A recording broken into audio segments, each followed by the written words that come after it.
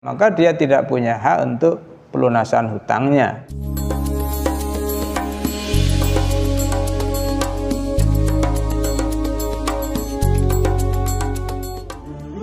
Assalamualaikum warahmatullahi wabarakatuh. Bismillahirrahmanirrahim. Bismillah, alhamdulillah, salatu wassalamu ala rasulillah Sayyidina wa maulana Muhammad ibn Abdillah wa ala alihi wa sahbihi wa man wala amma ba'd. Yang saya hormati sahabat hikmat Las Sidogiri, alhamdulillah ketemu lagi pada kesempatan kali ini. Saya akan menjelaskan tentang ada seseorang yang hendak berzakat, tapi sisi lain dia punya piutang pada tetangganya atau temannya yang termasuk mustahik. Jadi dia berpikir satu sisi membantu temannya untuk melunasi hutangnya, sisi lain juga dia ingin piutangnya juga terbayarkan. Jadi kemudian dia berpikir bilang kepada temannya tadi yang punya hutang pada dirinya yang termasuk mustahik tadi, dia bilang begini misalnya, saya mau tunaikan zakat dan rencananya zakat saya ini akan saya serahkan pada kamu, tapi dengan syarat nanti karena kamu punya hutang pada saya, nanti uang yang sudah saya serahkan ini kamu bayarkan hutang kamu ke saya. Kurang lebih seperti itu sigot atau kata-kata yang disampaikan oleh si pihak kaya tadi yang mau berzakat tadi, yang punya piutang terhadap temannya tadi. Bagaimana hukum fikih menyikapi hal ini? Apakah kemudian misalnya zakatnya sudah dianggap terbayarkan, begitu juga apakah hutangnya juga dianggap lunas jika kemudian hal ini betul-betul dilakukan di dalam pandangan fikih. Jadi sebagaimana dikutip di beberapa kitab, ada di Fathul Mu'in, ya ada di kitab Al-Majmu' Syarhul Muhadzab, mengatakan bahwa praktek seperti tadi dianggap tidak sah.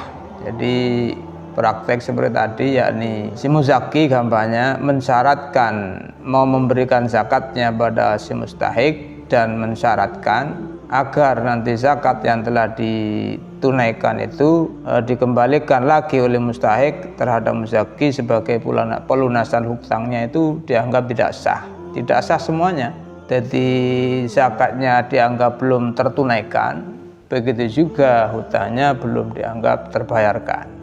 Alasannya begini, jadi dijelaskan alasannya menurut para ulama itu, pembayaran zakatnya atau penunaian zakatnya dalam praktek seperti tadi kenapa dikatakan tidak sah? Karena di situ masih ada syarat tadi itu. Jadi ada persyaratan, syarat yang berupa setelah diterima oleh si mustahik agar dikembalikan lagi untuk pelunasan hutang. Nah, pensyaratan demikian ini sama dengan pembatasan hak mustahik untuk menggunakan atau mentasarrufkan harta yang telah ia dapatkan dari zakat tadi itu. Padahal mestinya dia bebas menggunakan untuk apapun, tidak harus digunakan untuk melunasi hutang tadi itu sebagaimana yang telah disyaratkan. Sehingga dikatakan bahwa zakatnya dianggap tidak sah karena di situ ada persyaratan membatasi kegunaan atau tasarruf yang akan dilakukan oleh mustahik. Sedangkan pelunasan hutangnya juga dianggap tidak sah, belum sah. Ya karena zakatnya tidak sah.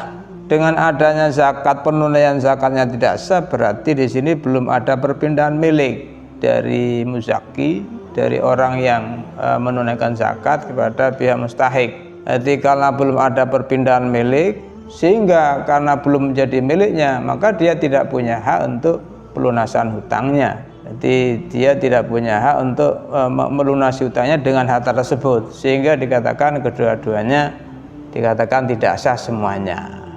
Itulah mengenai pertanyaan atau mengenai kasus yang terjadi.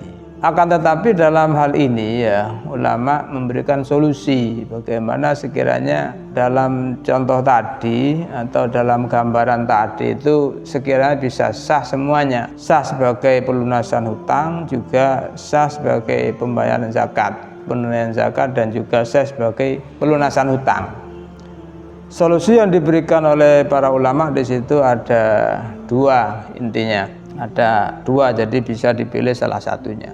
Solusi pertama misalnya pelunasan hutang tadi mestinya tanpa harus disyaratkan. Artinya apa? Jadi ya muzaki di situ sudah menunaikan zakatnya sebagai kewajiban dia untuk menunaikan zakat karena telah mampu dan memenuhi syarat wajib zakat. Begitu juga nanti si pihak penerima atau mustahik, karena dia punya tanggungan hutang, maka dia berniat nanti, cukup berniat. Jadi bukan syarat di sini, hanya ada niat dalam hati, tidak disebutkan dalam transaksi penyerahan dan penerimaan zakat tadi itu. Dia berniat nanti kalau saya dapat uang dari zakat ini akan digunakan untuk pelunasan hutang yang menjadi tanggung jawabnya. Maka jika memang betul-betul terlaksana hal ini, maka dianggap sah. Jadi setelah muzaki menyerahkan sejumlah uang yang telah menjadi kewajibannya untuk dikeluarkan, diterima oleh mustahik.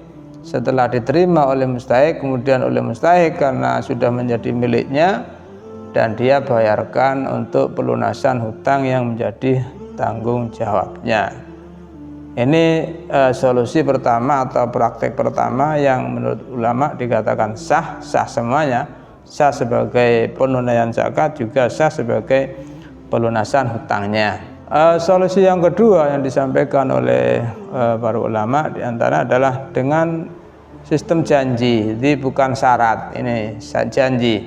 Artinya gini, sebelum serah terima antara pihak muzaki, ya, si kaya yang tadi punya piutang kepada pihak si mustahik, di sini ada kesepakatan, ada janji, ya. Jadi bukan syarat, di sini janji. Apa janji? Misalnya khususnya dari pihak mustahik, saya berjanji kalau nanti saya dapat uang dari zakat, misalnya dari kamu, misalnya terserah, maka saya akan melunasi hutang saya pada kamu. Ya, kalau praktek umpama kemudian betul-betul dikasih dan dibayarkan sebagai pelunasan hutang, maka di sini sah semuanya. Jadi zakat yang dibayarkan sah, juga hutang yang pelunasan hutangnya juga dianggap sah. Jadi apa bedanya? Jadi bedanya gini dengan syarat. Kenapa kalau syarat tidak sah, kalau janji dianggap sah? Bedanya kalau syarat itu adalah pengikat. Jadi maksudnya pengikat di situ membatasi seperti yang disinggung tadi. Di situ kampanye pihak muzaki membatasi tasarruf dari mustahik agar dia menggunakan uang yang didapat untuk pelunasan hutang. Nah, padahal ya di sini yang menyebabkan tidak boleh, padahal si pihak punya hutang atau mustahik langgannya, dia bisa melunasi hutangnya dari mana saja, yang penting intinya lunas hutangnya dahulu dari uang yang dia dapatkan dari zakat itu. Di situ perbedaannya janji dengan syarat yang mengatakan tidak boleh. Sedangkan janji kenapa diperbolehkan? Nah, janji ini khususnya di dalam mazhab Syafi'i tidak wajib dipenuhi. Artinya apa? Misalnya tadi setelah dia nerima uang zakat dari muzaki, kok kemudian oleh si pihak mustahik tadi tidak digunakan untuk pelunasan hutang, maka tidak ada masalah. Tidak ada masalah. Jadi artinya hanya saja dia masih punya tanggungan hutang itu saja. Atau dia bisa melunasi hutangnya dari uang lain yang dia miliki. Nah, itulah perbedaan antara syarat, kemudian niat, dan janji. Jadi yang syarat tidak sah, tapi kalau cukup niat, tidak disebutkan dalam transaksi serah terima atau janji, maka dianggap sah semuanya. Sah pelunasan penunaian zakatnya dan sah juga pelunasan hutangnya. Jadi itulah yang bisa saya sampaikan. Jadi keterangannya bisa dilihat seperti di dalam kitab Fathul Mu'in ada, ya, di syarahnya Fathul Mu'in yang Anatolibin, juga bisa dilihat di kitab Al-Majmu' Syarhul Muhadzab. Inilah yang sahabat saya sampaikan, semoga bermanfaat dan dapat dipahami oleh para pendengar, dapat diamalkan. dan semoga kita selalu mendapatkan ridho dari Allah Subhanahu wa taala. Kurang lebihnya saya akhiri. Assalamualaikum warahmatullahi wabarakatuh.